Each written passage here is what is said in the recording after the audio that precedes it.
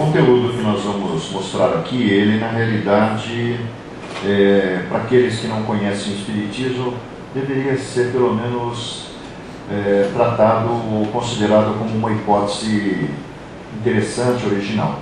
Para aqueles que são espíritas, naturalmente representará uma revisão ou talvez a descoberta de algumas coisas que estão basicamente nas obras de Allan Kardec e nas obras de André Luiz. Por que André Luiz? André Luiz, segundo está revelado no livro Deus Conosco e no livro Sementeira de Luz, foi escolhido, entre outros eventuais possíveis transmissores de uma mensagem que era a intenção de várias autoridades do plano espiritual, no sentido de despertar as criaturas para as realidades espirituais, não só a partir dos anos 40, mas diante daquilo que viria pela frente. Então, ele é um trabalho que, na realidade, nos vai apresentar várias autoridades que são personagens das narrativas de André Luiz e que estão por trás dessa disposição da espiritualidade, conforme o médium Chico Xavier pessoalmente revela numa carta que escreve ao Dr. Antônio Vantuil de Freitas, que foi presidente da Federação Espírita Brasileira durante várias décadas. Todas as obras de André Luiz, com exceção do livro E a Vida Continua, foram produzidos sob a gestão dele.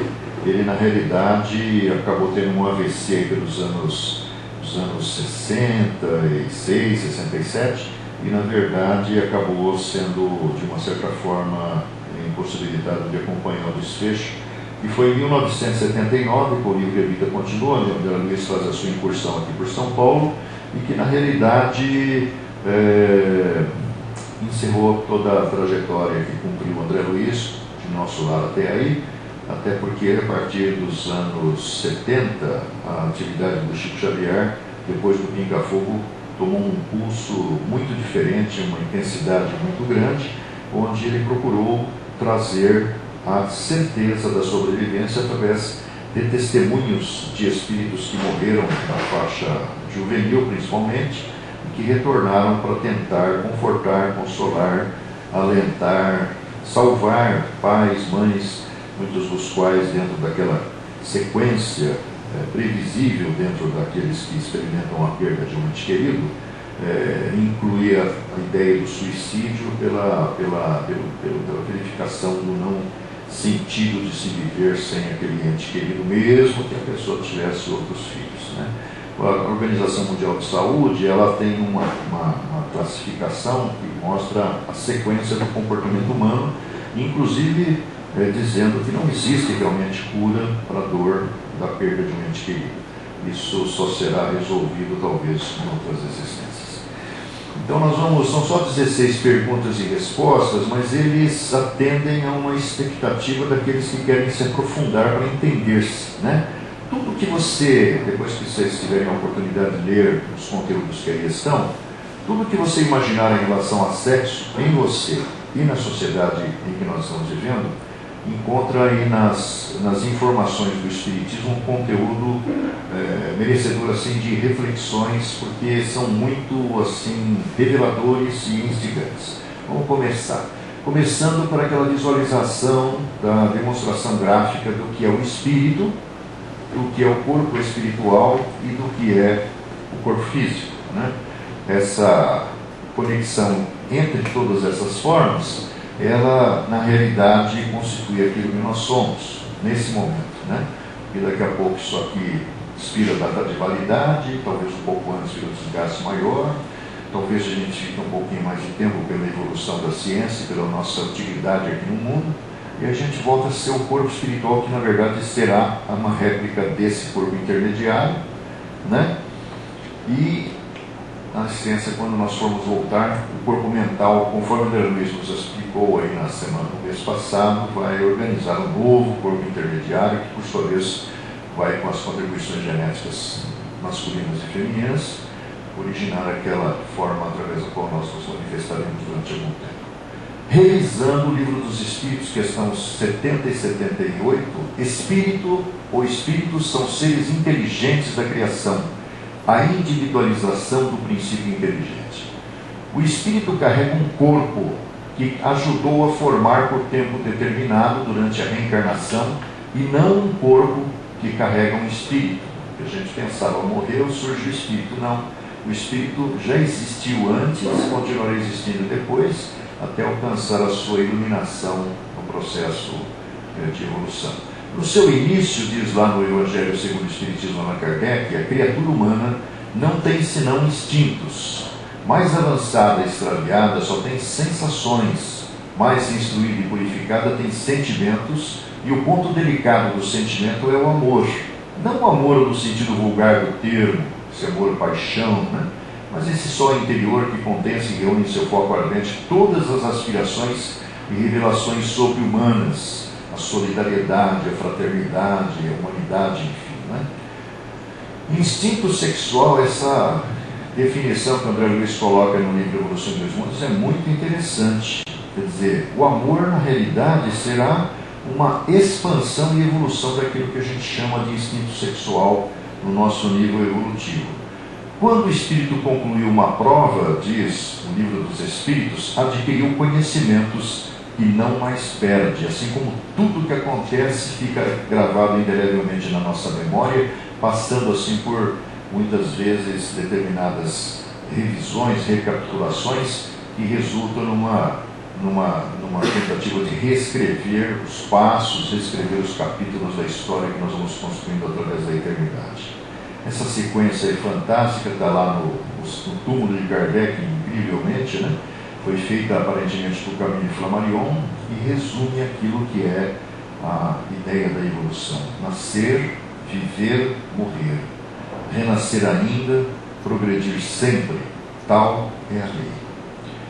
Primeira pergunta, na realidade, surge de outras perguntas.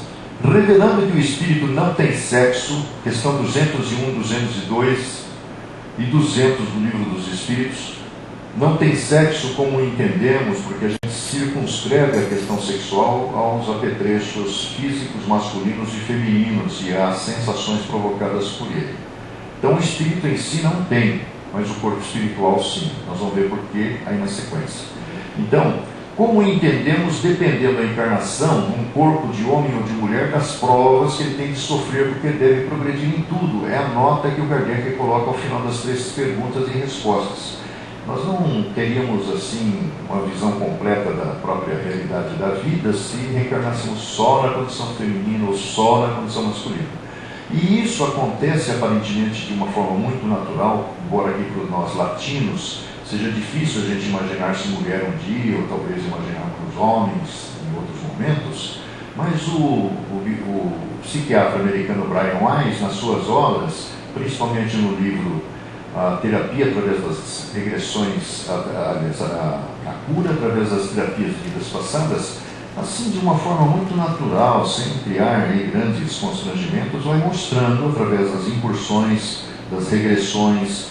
O Albert de Rochat, no livro Vidas Sucessivas, compilando experiências feitas por pares dele na Universidade lá de Paris, no campo da regressão, que foi uma coisa meio casual na sua pesquisa, né? Ele vai mostrando que realmente nós invertemos as nossas condições masculina e feminina, existência após existência. Se nós estudamos um pouquinho da história da Janet Taylor Caldwell, que foi levada a regredir para tentar salvar-se de uma ideia de suicídio que crescia nela pelo fato de ter perdido o seu marido Marcos, nós vamos ver que ela foi levada a existências remotas e as condições masculina e feminina se alternam em algumas delas também sem grandes constrangimentos, né? Então, se nós considerarmos aquilo que está lá no livro dos Espíritos, que vem até o tudo ali, estando, portanto, a característica subordinada apenas ao corpo de que se servirá, então, o corpo espiritual vai, na realidade, refletir a necessidade evolutiva. Certamente isso deve contar com a intervenção da espiritualidade, né? Nós vamos ver aí na frente por que nós renascemos, às vezes, na condição inversiva, dentro de conflitos interiores muito grandes, de que se servirá. O Espiritismo abre caminho para a solução de uma infinidade de problemas, inclusive esse foi citado, a inversão. Como explicar isso? Diz Allan Kardec, reproduzindo o pensamento da espiritualidade no livro dos Espíritos. Nos seres inferiores da criação, o princípio inteligente se elabora, se individualiza pouco a pouco e ensaia para a vida. Hoje nós sabemos, né, que isso começa lá na fase dos ofídeos, onde realmente surge a epífise, que está à flor da pele, que é uma fotocélula sensível à luz e à escuridão, e que faz com que os animais, a partir desse nível, comecem a se ocultar quando a luz do sol se esconde, ou quando o sol nasce novamente, ele sai das tocas, desce das árvores, ou entre outras coisas, né? Então, essa individualização começou ali.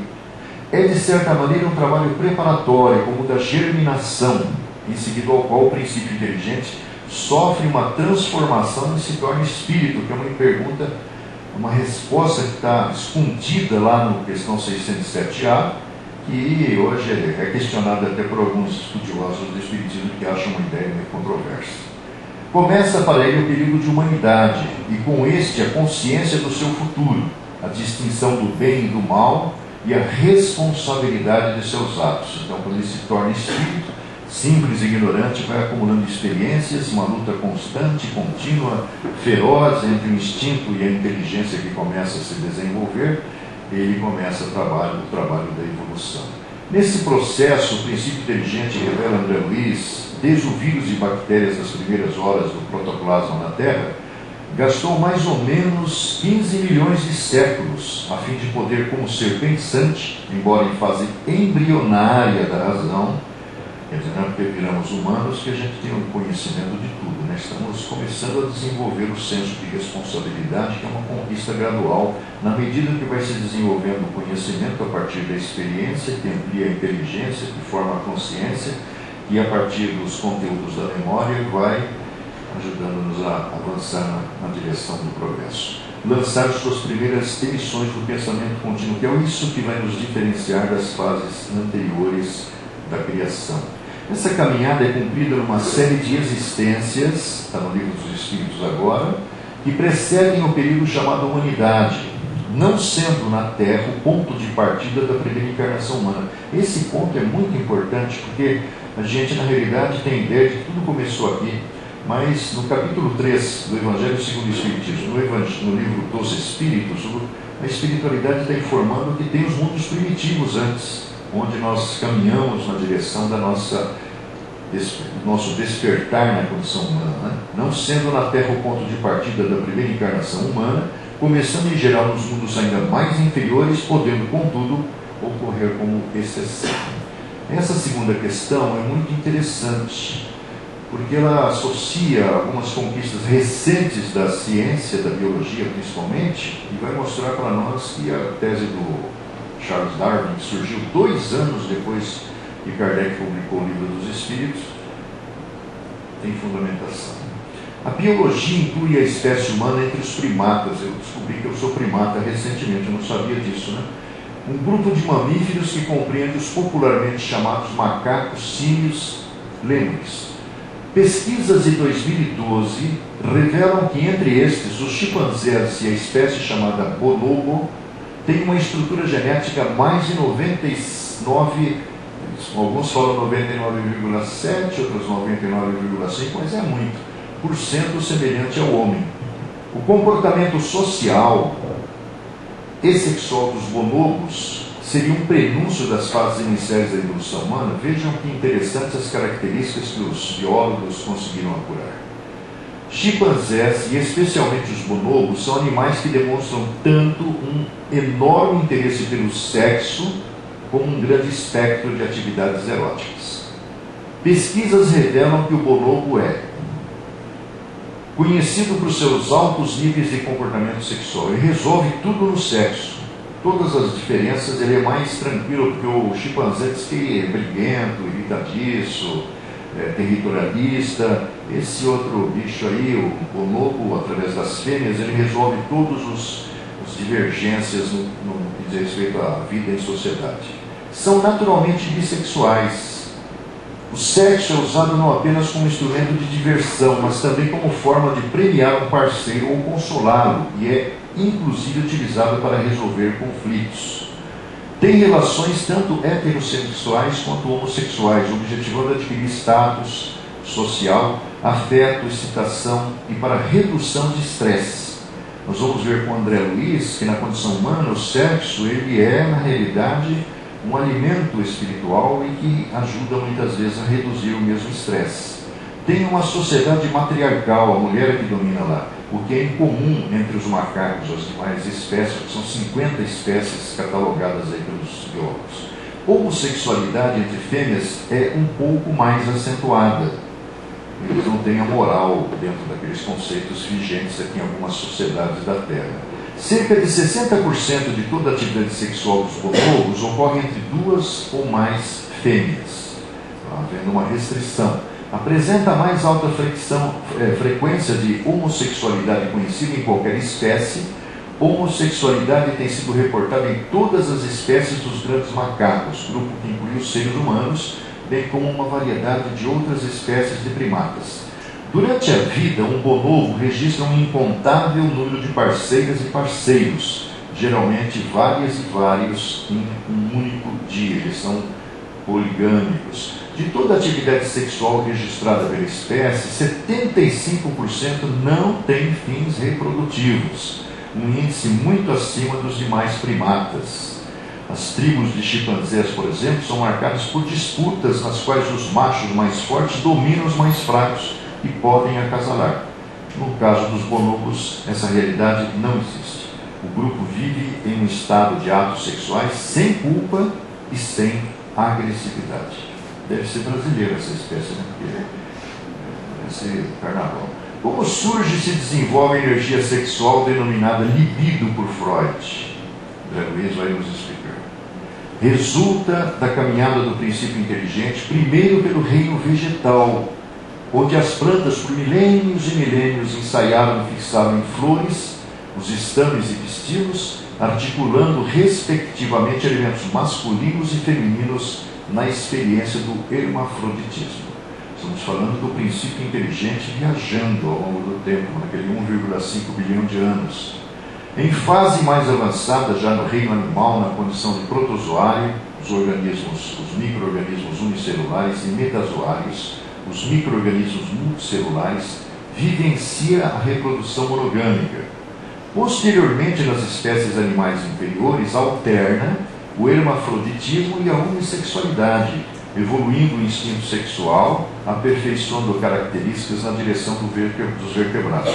Essa síntese está muito mais ampliada no livro Evolução em Dois Mundos, que é um tratado extraordinário de aprendizado para quem quiser entender mais as questões.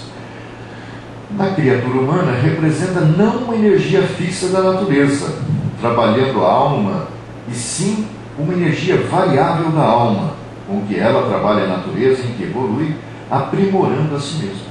Uma força do Criador na criatura destinada a expandir-se em obras de amor e luz que enriqueçam a vida igualmente condicionada à lei de responsabilidade que nos rege os destinos. Isso foi dito pelo instrutor Druso no capítulo 13 do livro Ação e Reação. Próxima questão. Como se iniciou a diferenciação entre sexos? Isso é legal. Os princípios espirituais, diz André Luiz, nos primórdios da organização planetária, traziam na constituição que lhes era própria a condição que poderemos nomear por teor de força, que é aquela energia, que depois define-se como masculina ou feminina, expressando qualidades predominantes ativas ou passivas.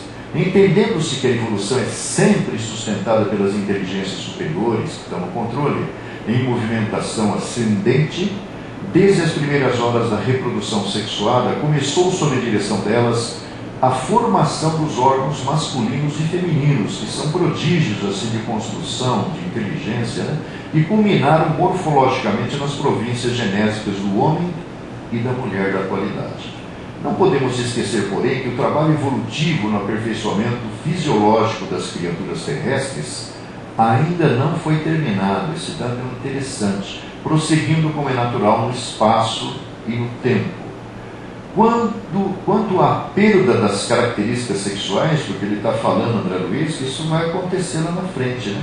Essa caracterização ela tem a ver com a espécie humana e algumas espécies anteriores, no sentido da replicação das espécies. Estamos informados de que ocorrerá espontaneamente quando as almas humanas tiverem assimilado todas as experiências necessárias à própria sublimação, rumando após milênios de burilamento para a situação angélica, em que o indivíduo deterá todas as qualidades nobres inerentes à masculinidade e à feminilidade, refletindo em si, nos degraus avançados da perfeição, a glória divina do Criador. É imperioso reconhecer, contudo, que não podemos ainda, em nossa posição evolutiva, formular qualquer pensamento concreto acerca da natureza e dos atributos dos anjos, nem ajuizar quanto ao sistema de relações que cultivam entre si. Porque realmente a gente só pode falar daquilo que a gente tem referência e parâmetro, porque o nosso pensamento é analógico.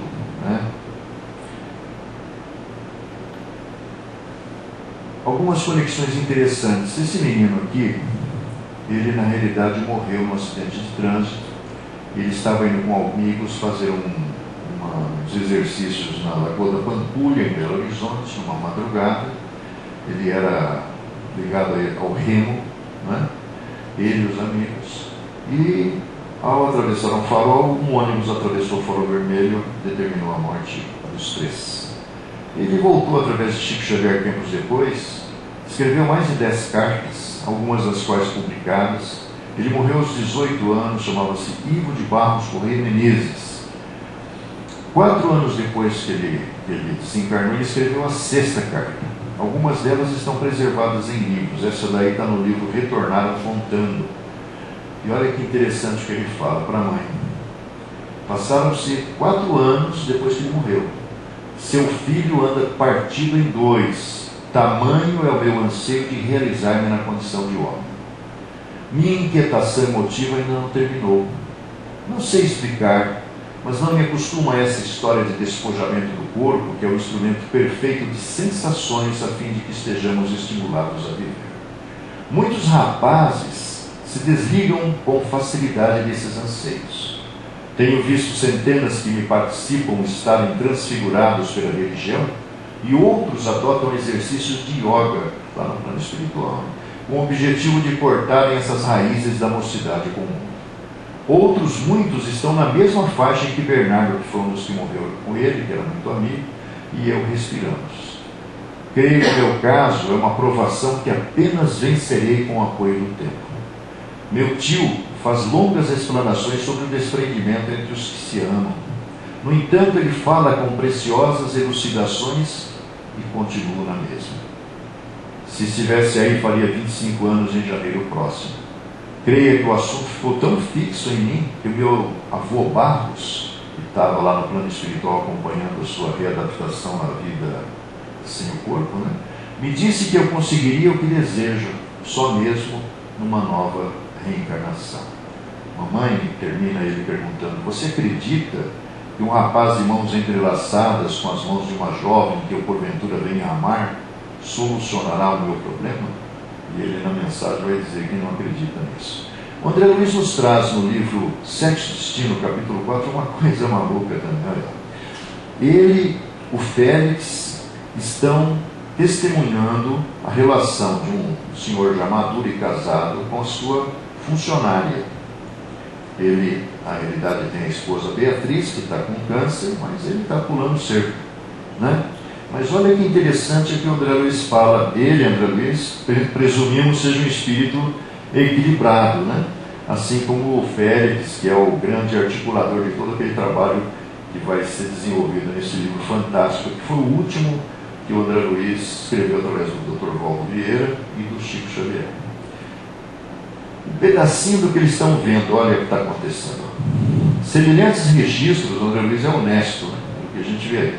Semelhantes registros que formulamos com absoluta imparcialidade são dignos de nota, porquanto atento qual me achava ao estudo, eles estão só olhando com vistas de aprendizado, não de partilhar da bagunça que estava acontecendo. Vimos-nos obrigados a reconhecer que a nossa expectativa maliciosa, está desencarnado faz tempo, André, nós estamos falando de 63, ele morreu lá em 34, aliada ao espírito de censura, julgando o velho que está pulando cerca com a moça, e que na realidade é filha do Neves, que também está junto, e que está enfurecido de ver o genro, a mulher lá morrendo, e o cara pulando cerca com uma menina que tinha idade para ser filha dele.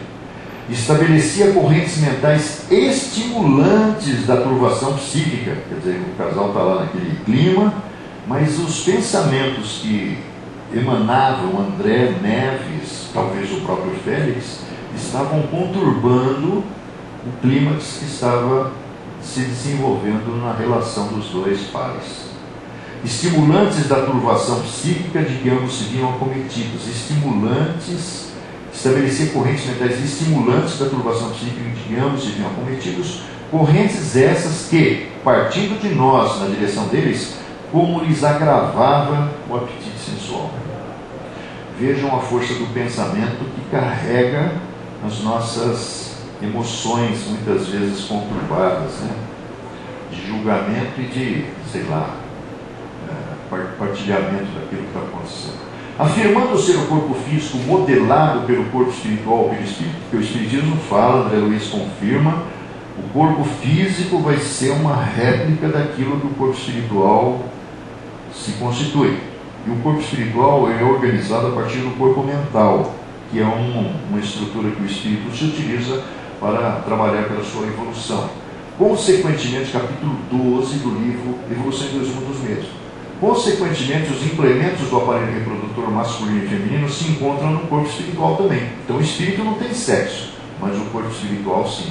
Se o espírito surge quando o princípio inteligente inicia a fase humana, quando esse veículo intermediário de manifestação se elabora?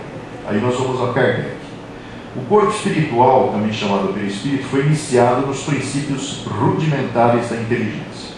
O instrumento perispirítico do selvagem deve ser classificado como protoforma humana, extremamente condensada pela sua integração com a matéria mais densa. Na verdade, não é Kardec, isso aqui é do Entre até o seu, é o Clarencio. Está para o organismo aprimorado dos espíritos nobres, como um macaco antropomorfo está para o homem bem posto das cidades modernas. Em criaturas dessa espécie, a vida moral está começando a aparecer, e o perispírito nelas ainda se encontra enormemente pastoso. Podemos inferir, talvez presumir, que essa fase ainda é lá no mundo inferior, no mundo primitivo. Por esse motivo, permanecerão muito tempo na escola da experiência como bloco de pedra rude sobre marteladas, antes de oferecer de si mesmo a obra-prima. Despenderão séculos e séculos para se rarefazerem, usando múltiplas formas, de modo a conquistarem as qualidades superiores, que em lhes utilizando a organização conferirão novas possibilidades de crescimento consciencial. Esse corpo espiritual, o Livro dos Espíritos vai nos explicar, ele se compõe das energias peculiares ao planeta onde nós estamos. Nos planetas mais avançados, esse corpo espiritual é mais sutilizado. Nos planetas mais primitivos, ele é pastoso, como está dizendo o Clarencio lá com André Luiz. O instinto e a inteligência, pouco a pouco, se transformam em conhecimento e responsabilidade.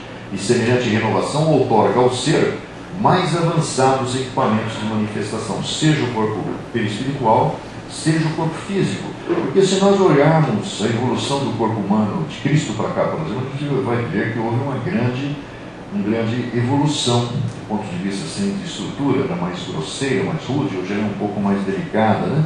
Se nós tivermos a curiosidade de ver um livro que o Chico Xavier sugeria que as pessoas procurassem conhecer, e foi um dos grandes fazedores de cabeça dos anos 80, né? Nós tivemos no final do século XX alguns ícones que fizeram a cabeça das gerações que foram se interessando pelas questões espirituais.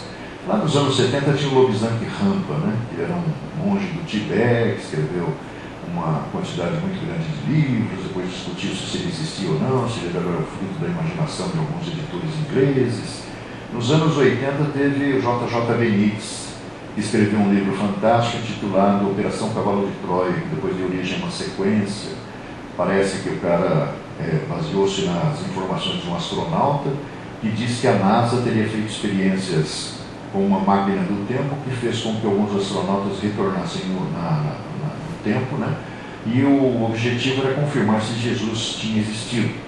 E, na realidade, para que eles pudessem se inserir no contexto da época, eles tiveram que fazer preparativos do ponto de vista da alimentação, do ponto de vista do próprio corpo, por causa da incidência do Sol na região do Oriente Médio.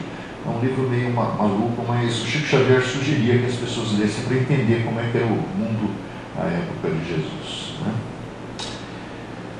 Com os conhecimentos disponibilizados pelo Espiritismo, é possível termos uma ideia de como essa sequência se processa. Aí sim, agora nós vamos a Kardec.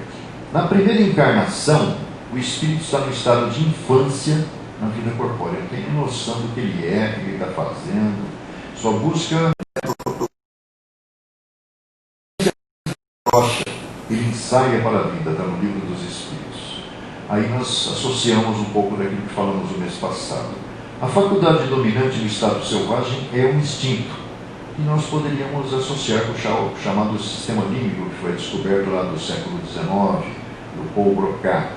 O que não o impede de agir com inteira liberdade em certas coisas, liberdade que se desenvolve com a inteligência, que seria o neocórtex cerebral. E na realidade, ali atrás, o sistema límbico, segundo a ciência, teria mais ou menos 600 milhões de anos de evolução, e a inteligência só 300 mil anos, que é uma diferença brutal.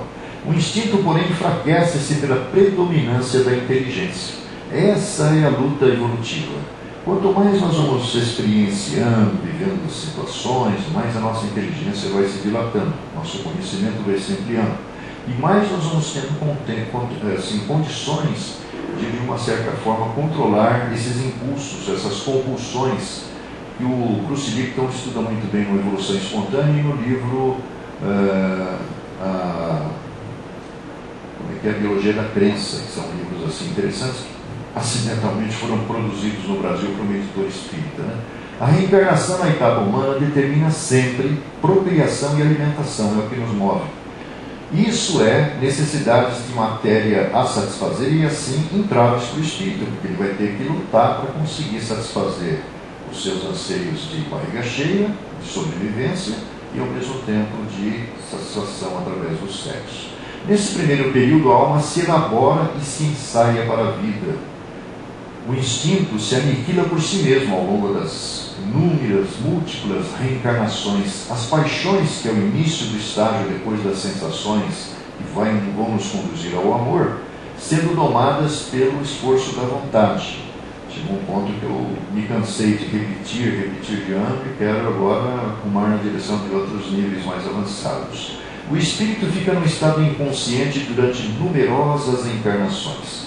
É como os dias que demandam a existência de qualquer ser que renasce na Terra, e os estudos aí do comportamento humano vai mostrando que a noção mais ou menos básica do que estamos fazendo aqui só começa a aparecer pelos 9, 10 anos de idade, né? Até então a gente vive no mundo da fantasia. A luz da inteligência não se faz senão aos poucos, e a responsabilidade real só começa quando o espírito age livremente e com conhecimento de causa.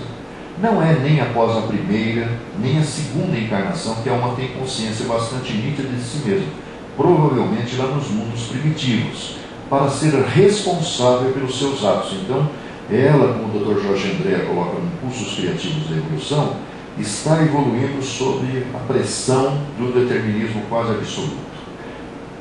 Causa e efeito, ação e reação. Tudo que você faz repercute sobre você. A partir de determinado momento, você tem condição de interferir nos próximos programas que você vai cumprir.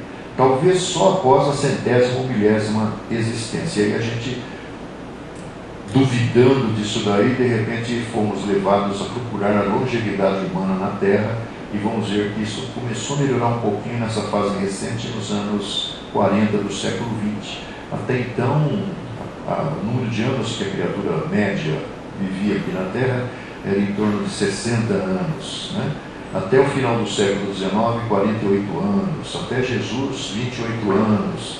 Então, um tempo de vida muito curto, sendo que você naquela época também tinha que virar adulto, você tinha que dormir, e o tempo que sobrava é o que você teria para trabalhar pela evolução. E como nós somos, na realidade, frutos de uma educação que até hoje não conseguiu ainda se definir como uma coisa útil, né? Que empurre o ser humano, o espírito que está por trás do corpo, numa direção construtivista, então nós somos meio que fruto do senso de observação que vai se ampliando na medida que o conhecimento vai ampliando também o nosso nível de percepção. Durante longos períodos, o espírito encarnado é submetido à influência exclusiva do instinto de conservação. Tem que lutar para sobreviver.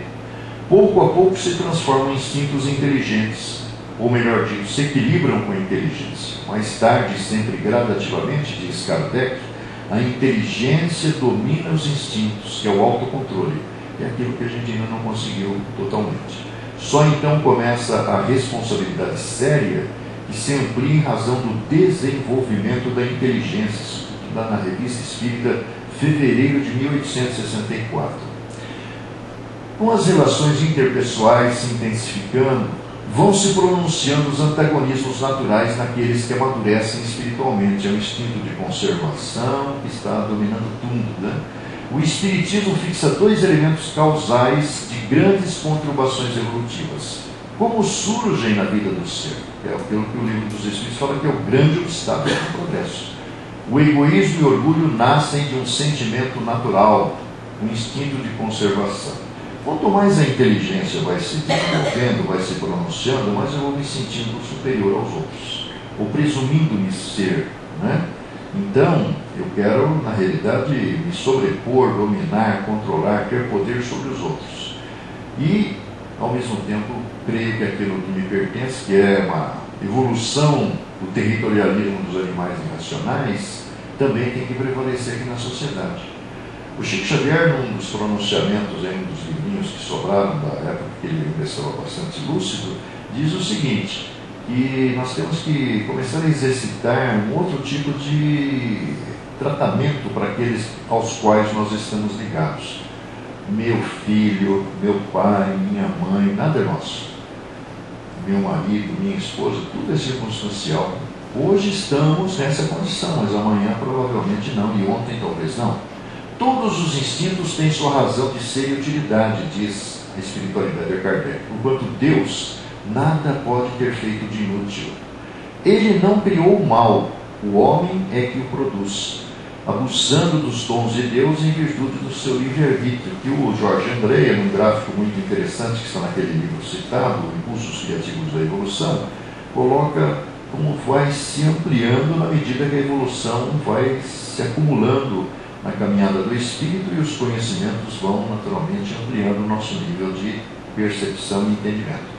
Contido em justos limites, aquele sentimento é bom em si mesmo, referindo-se ao egoísmo e ao orgulho. O exagero é que o torna mal e pernicioso. O mesmo acontece com todas as paixões que o homem frequentemente desvia do seu objetivo providencial. Nós, criaturas humanas, não fomos criados egoístas nem orgulhosos por Deus, que nos criou simples e ignorantes. Nós é que nos fazemos egoístas e orgulhosos, desvirtuando o instinto que Deus nos outorgou para a nossa conservação. Não podem os homens ser felizes se não viverem em paz, isto é, se não os animar um sentimento de benevolência, indulgência, condescendência recíprocas. Numa palavra, enquanto procurarem esmagar-se uns aos outros. Está no livro Obras Póstumas. Instinto ou energia sexual, orgulho e egoísmo são combinações naturais no processo de crescimento do ser na direção espiritual. A energia natural do sexo, inerente à própria vida, gera cargas magnéticas em todos os seres. Por isso a atração, por isso a repulsão, por isso o desequilíbrio quando deixa de ser alimentado aquela troca que se estabeleceu numa convivência, pela função criadora de que se reveste, cargas que se caracterizam com potenciais nítidos de atração no sistema psíquico de cada um, e que, em se acumulando, invadem todos os campos sensíveis da alma, então provoca repercussões espirituais, perispirituais e físicas, causando aí grandes distúrbios psiquiátricos, psicológicos ou mesmo fisiológicos. Como que ali obliterar os mecanismos outros de ação, qual se estivéssemos diante de uma usina reclamando o controle adequado. Então nós exalamos muitas vezes a grande desarmonia que há em nós por conta, por exemplo, da ruptura brusca de uma relação onde o sexo fosse uma forma de realimentação, retroalimentação entre os seres partícipes dessa união, né? Ao nível dos brutos, os seres mais primitivos, ou daqueles que reteiam a condição, a descarga de semelhante energia se efetua indiscriminadamente através de contatos quase sempre desregrados e infelizes, e lhes carregam, em consequência, a exaustão e o sofrimento como processos educativos. Nada vai ficar sem resposta. Pelas leis divinas de ação e reação, vamos recolhendo sempre o que fazemos de errado em nós mesmos. O instinto sexual, então, a desvairar-se na poligamia, que é o início do processo evolutivo, talvez no nível mais avançado de progresso, traça para si mesmo largo roteiro de aprendizagem, a que não escapará pela matemática do destino que nós mesmos criamos. Então, legal, você é poligâmico, vários parceiros, várias parceiras, conquista todo mundo, só que vai chegar um ponto que você vai ter que acertar conta consigo mesmo, porque é dentro da sua consciência que está se estabelecendo as rupturas que vão te acompanhar lá no processo evolutivo. Entretanto, quanto mais se integra a alma no plano da responsabilidade moral para com a vida, mais apreende o impositivo da disciplina própria, a fim de estabelecer com o dom de amar, que lhe é intrínseco, novos programas de trabalho que lhe facultem o acesso aos planos superiores. Então chega um ponto em que você decide mudar, né? É nesse ponto que se inicia a transição da poligamia para a monogamia, diz a espiritualidade. O instinto sexual nessa fase da evolução não encontra alegria completa se não em contato com outro ser que demonstre plena atividade, porque chega um ponto que você quer ter suprido a sua carência afetiva, a sua carência de amor. Porquanto a liberação da energia que lhe é peculiar, do ponto de vista do governo emotivo, solicita compensação de força igual na escala de vibrações magnéticas. Em semelhante eminência, a monogamia é o clima espontâneo do ser humano, de vez que dentro dela realiza naturalmente com a alma eleita de suas aspirações a união ideal do raciocínio e do sentimento. Só que esse momento aí vai ser precedido de relações assim turbulentas, tumultuadas com aquelas vítimas do passado que ressurgem pelas próprias leis da vida diante de nós, às vezes na condição de parceira, de esposa, ou de marido, ou de filho, ou de pai, ou de mãe, com a perfeita associação dos recursos ativos e passivos na constituição do binário de forças, capaz de criar não apenas formas físicas para a encarnação de outras almas na Terra, mas também as grandes obras do coração e da inteligência, porque chega um ponto que você começa a se desgarrar dessa necessidade e começa a encontrar as compensações das carências da energia que talvez o sexo lhe possibilite em outras áreas de atuação. Legal isso aí, ó. Conexões. Chico Xavier diz que essa conturbação que a gente vê aí nesses carnavais, onde o erotismo predomina, né? Parece que tudo agora gira em torno disso, disse lá acho que nos anos 80, por Fernando Warma, jornalista, no livro A Ponte. Durante séculos, as manifestações sexuais estiveram reprimidas dentro de um círculo muito restrito por alguns que tinham interesse na repressão de suas expressões e anseios, o que foi possível até determinado tempo, redundando atualmente no rompimento dessas barreiras. E esse rompimento tem uma data, em 1966, movimento hippie, Estados Unidos, Festival de Woodstock, onde realmente o amor livre, entre aspas, passou a ser a diretriz que uma grande parcela da juventude do lado ocidental da Terra passou a eleger como forma de ser, né? Numa libertação que ultrapassou os limites desse círculo mais amplo, num terreno de extremismos sempre perigosos e potencialmente causadores de grandes males, fase que irá perdurar por uns 200 anos ou mais. Na realidade, o Dr. Hernani Guimarães Andrade fez uma associação interessante, porque o Chico Xavier confidenciou para uns amigos, entre os quais o Milton Boechat, que quando ele recebeu o capítulo Sexo, que é o mais longo do livro O Mundo Maior, em 1947, ele foi levado a ver uma cidade estranha nas regiões do submundo do plano astral, e na realidade o que acontecia era uma festa de despedida, segundo lhe foi informado, dos maiorais que teriam sido informados que tinham que reencarnar por causa dessas mudanças pelas quais o planeta passa, para que tivessem uma outra oportunidade, talvez, de se reabilitarem perante as suas consciências naquelas regiões de degradação em que viviam, onde todas as construções, os carros alegóricos da festa de despedida evocavam os símbolos sexuais. O Dr. Hernani fez uma associação interessante, porque ele fez as continhas, isso em 1947, e o erotismo no carnaval brasileiro, que foi transformado num produto de consumo mundial, né, começa a explodir ali.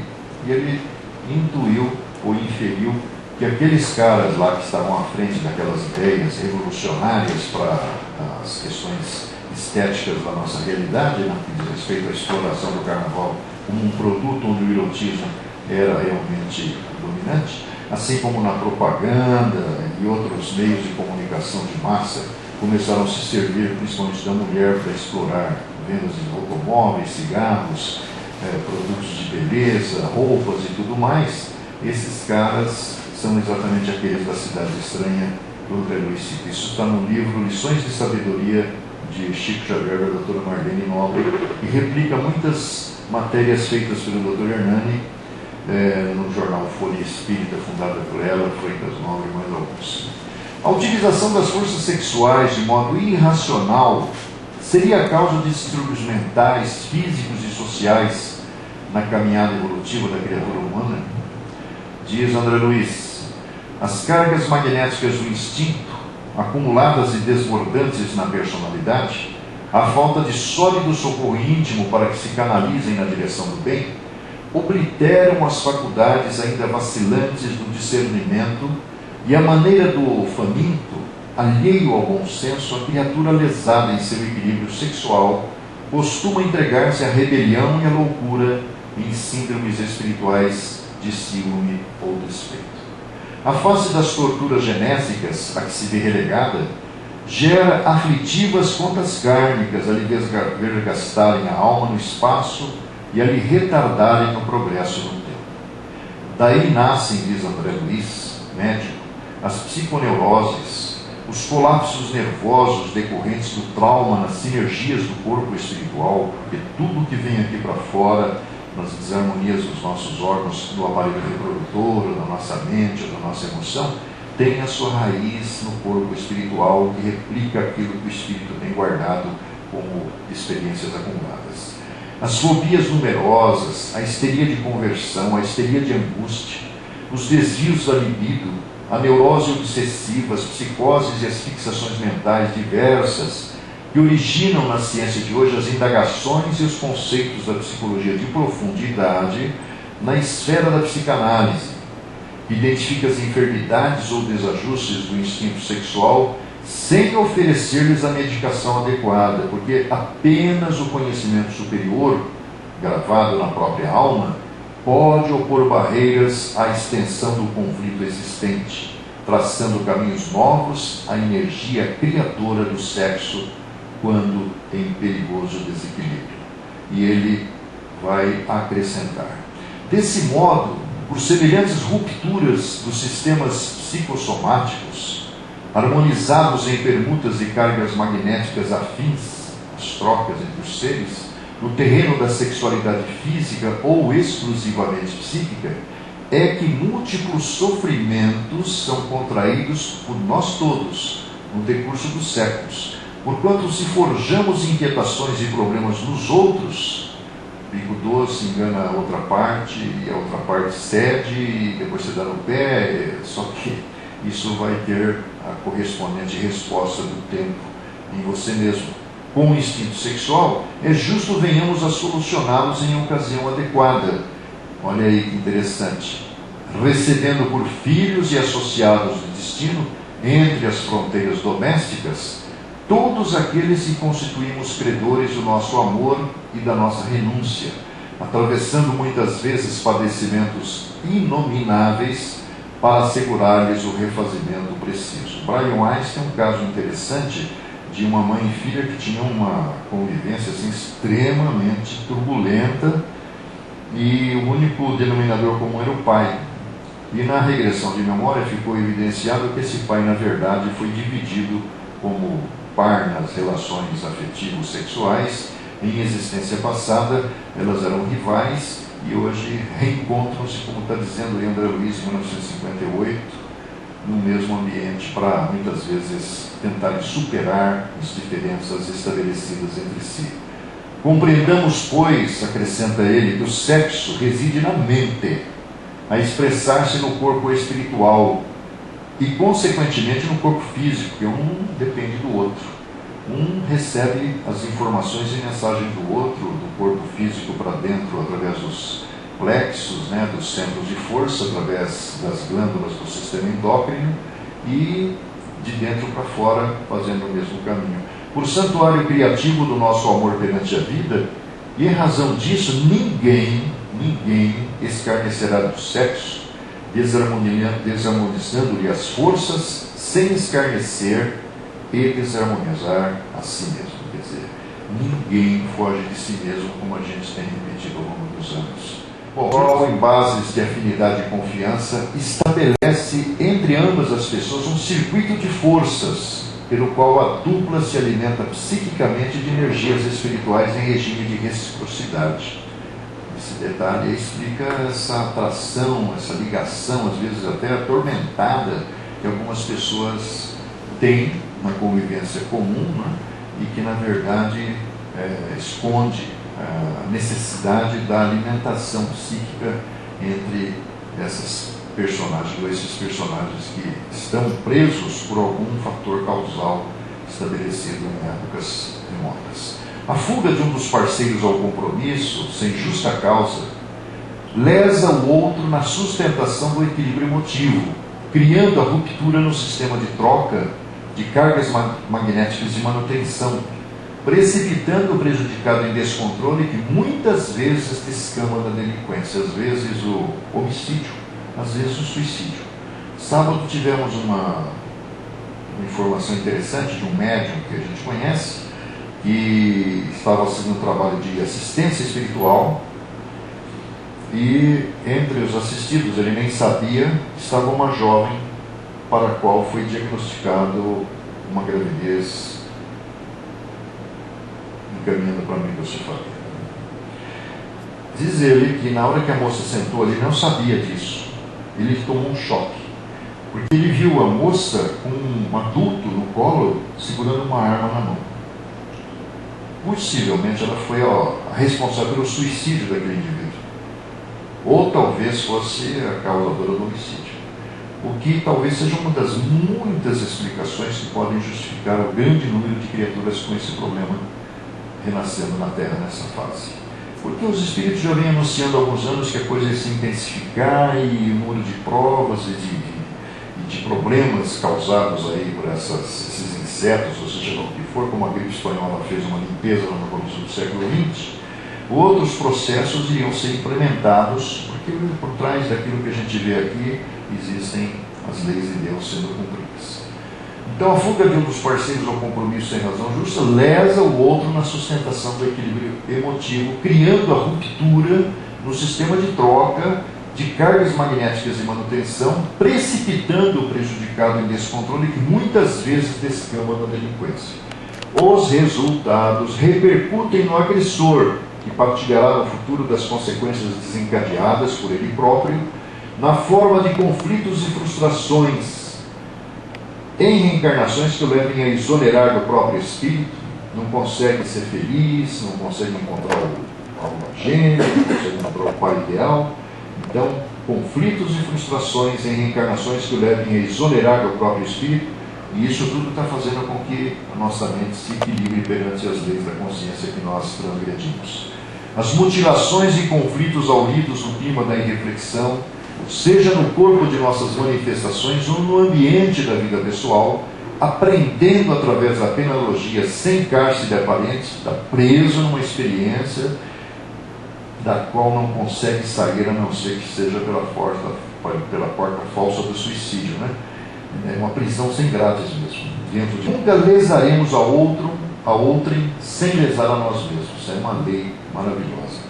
Sede febril de prazeres inferiores na área da sexualidade Isso é detalhe interessante que o André Luiz coloca. Ó, gera bacilos psíquicos. Chico Xavier, numa das suas respostas, numa entrevista, diz que a AIDS tem a sua raiz nas estruturas desarmonizadas da consciência.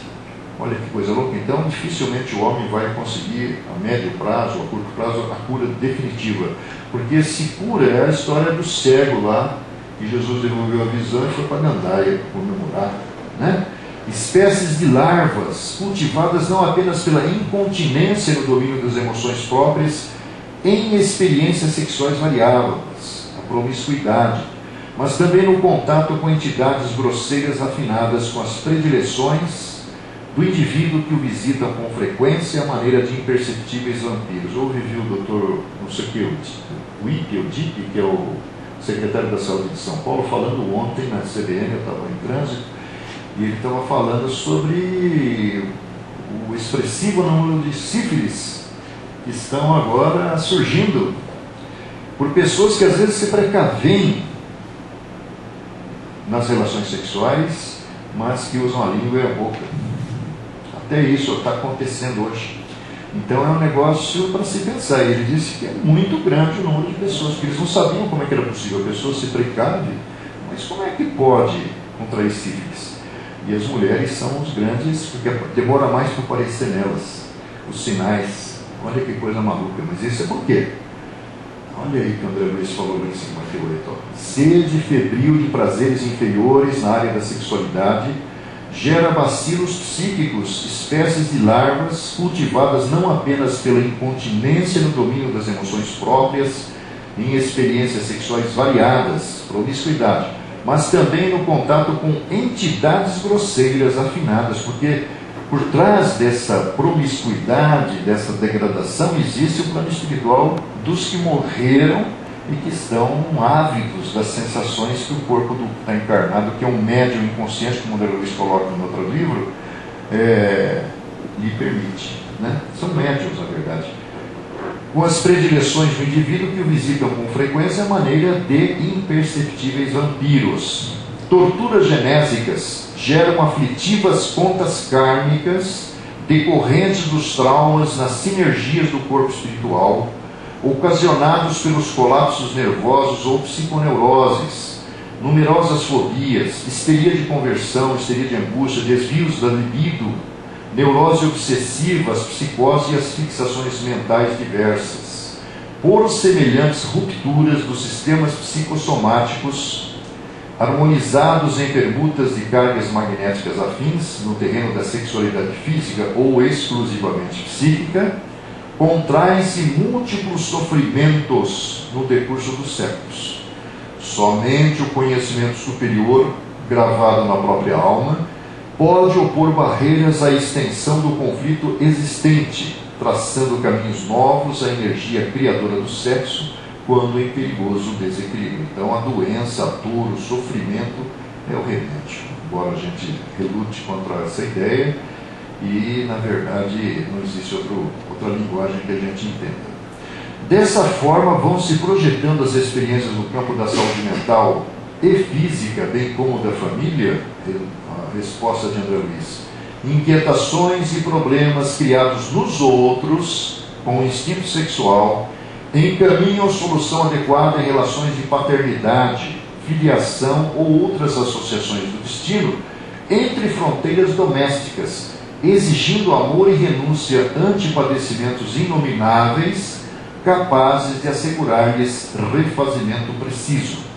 Aborto, por leis irrevogáveis, resultam em alterações deprimentes no centro genésico da optante pela prática. Está em volta, desesperada para ser mãe, desesperada para ser pai, mas o corpo parece que rejeita a ideia, né?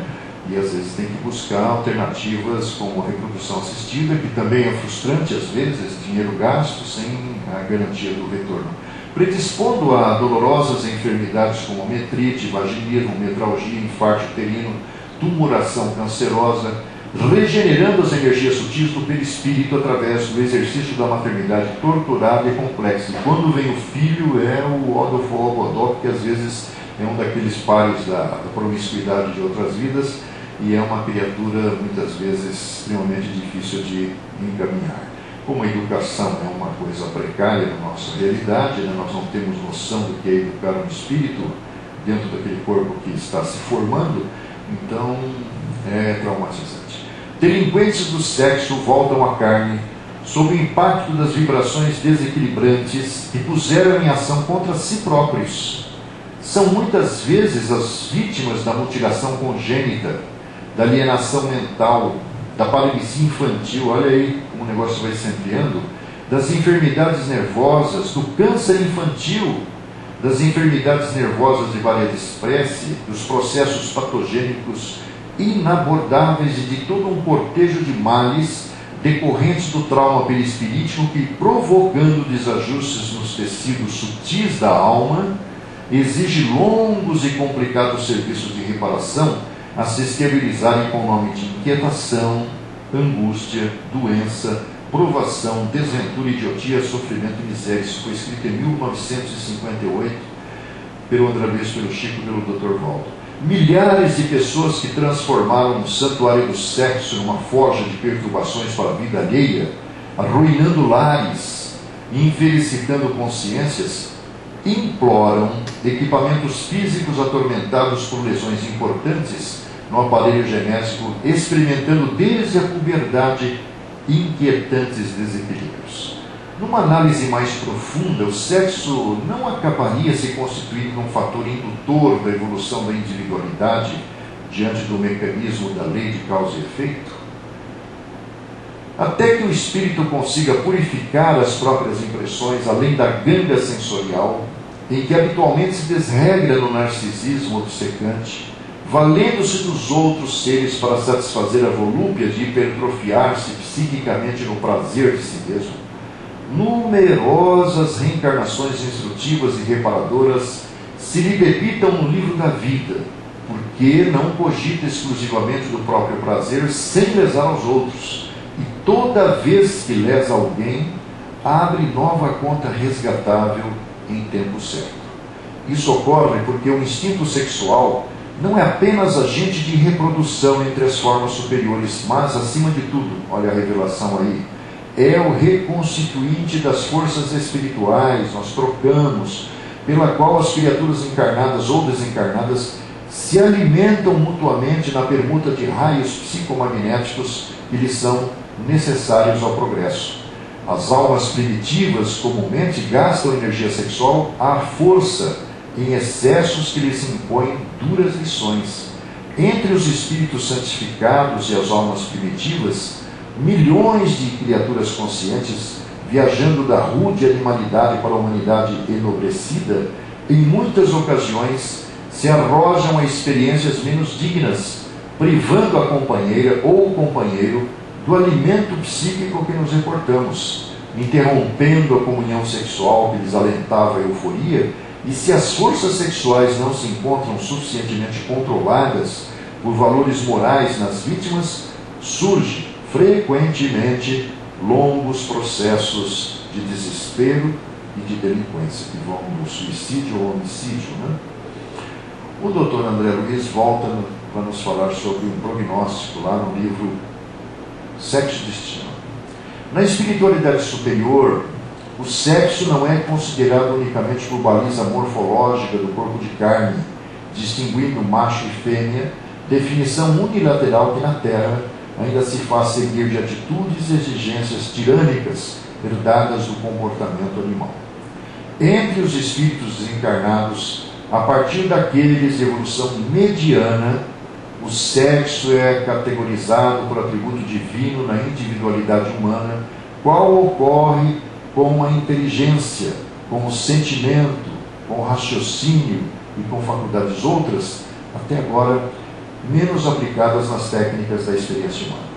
Quanto mais se eleva a criatura, mais se capacita de que o uso do sexo demanda discernimento pelas responsabilidades que acarreta. Qualquer ligação sexual instalada no campo emotivo engendra sistemas de compensação vibratória, e o parceiro que lesa o outro, até o ponto em que suscitou os desastres morais consequentes, passa a responder por dívida justa. todo desmando sexual, danificando consciências, reclama corrigenda, tanto quanto qualquer abuso do raciocínio.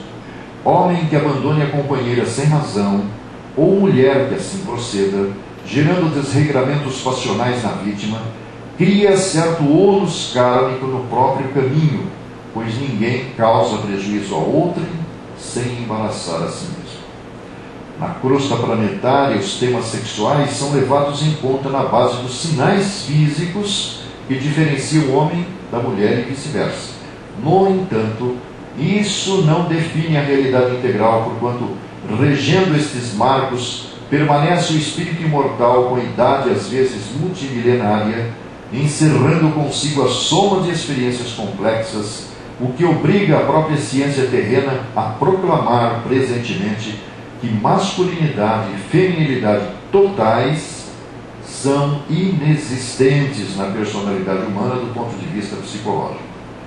Homens e mulheres em espírito apresentam certa percentagem mais ou menos elevada de característicos viris ou feminis em cada indivíduo, o que não assegura possibilidades de comportamento íntimo normal para todos, segundo a conceituação de normalidade que a maioria dos homens estabeleceu para o meio social. E a questão das inversões somente ocorre pela necessidade de aprendizados nas condições masculina e feminina? Diz André Luiz, masculinidade ou feminilidade totais são inexistentes na personalidade humana do ponto de vista psicológico, visto que homens e mulheres em espírito apresentam certa percentagem de característicos viris ou feminis em cada indivíduo, o que não assegura possibilidades de comportamento íntimo normal para todos, segundo a conceituação de normalidade que a maioria dos homens estabeleceu para o meio social.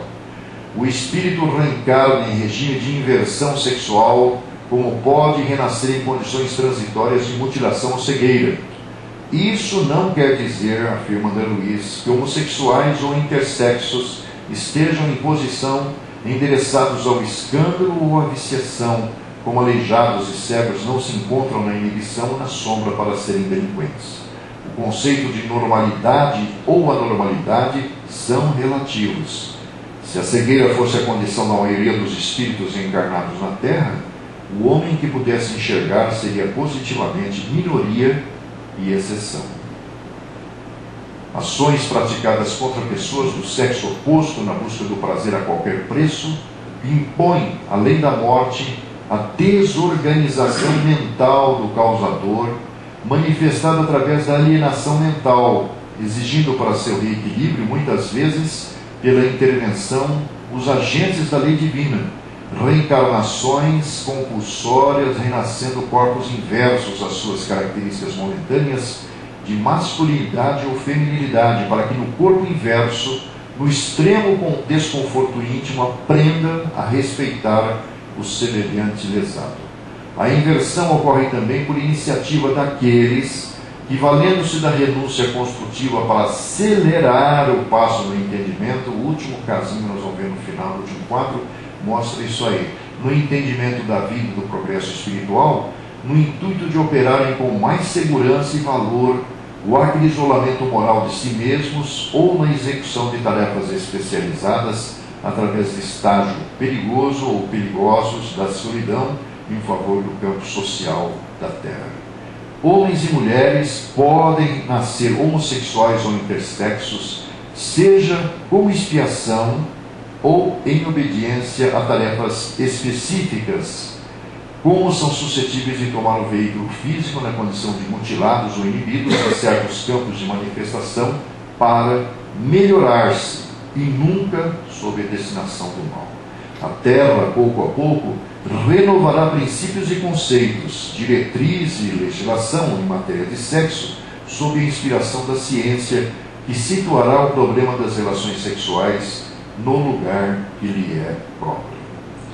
Em retornando ao plano espiritual por imposição da morte física, como se apresenta o que esteve reencarnado na condição de inverso sexualmente? As linhas morfológicas das entidades desencarnadas, diz André Luiz, no conjunto social a que se integram, são comumente aquelas que trouxeram do mundo, a evoluírem, contudo, constantemente para melhor apresentação, toda vez que esse conjunto social se demore em esfera de sentimentos elevados.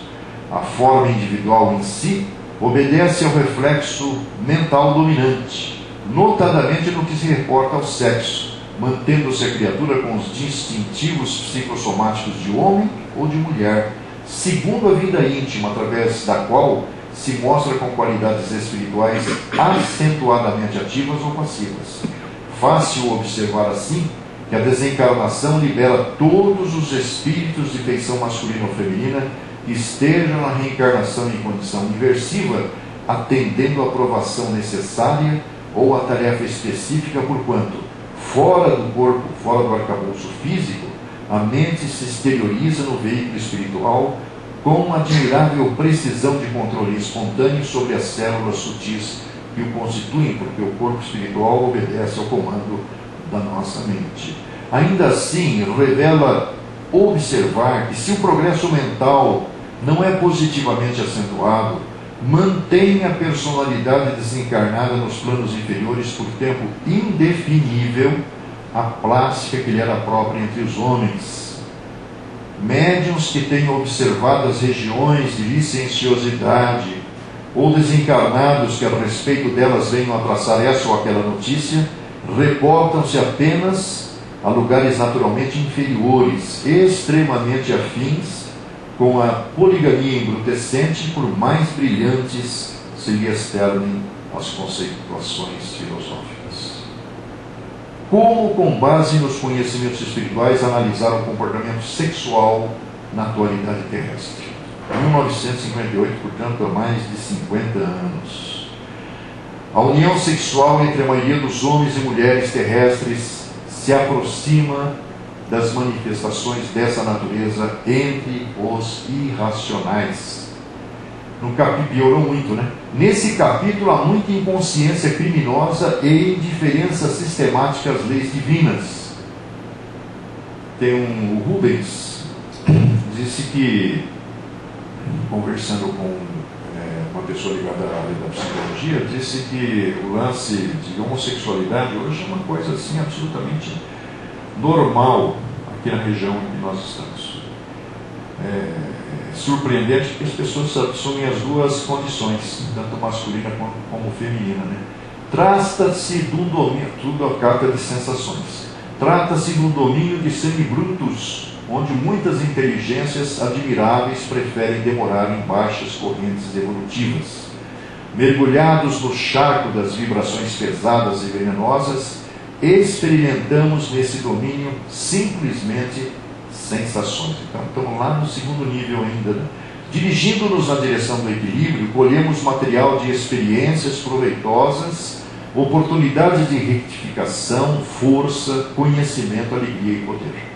Lamentavelmente, o desvio das faculdades criativas do sexo para o vórtice dos prazeres inferiores, conduzindo-as para a zona do abuso e da viciação, convertendo os atos sexuais numa paixão viciosa, tão deplorável como a embriaguez ou a mania do ópio.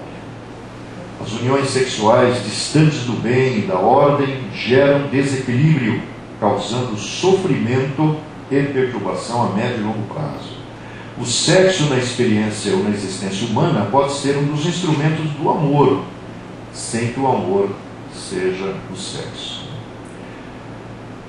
Diante do sexo, não nos achamos à frente de um despenhadeiro para as trevas, mas perante a fonte viva de energias em que a sabedoria do universo situou o laboratório das formas físicas e a usina dos estímulos espirituais mais intensos para a execução das tarefas que exposemos.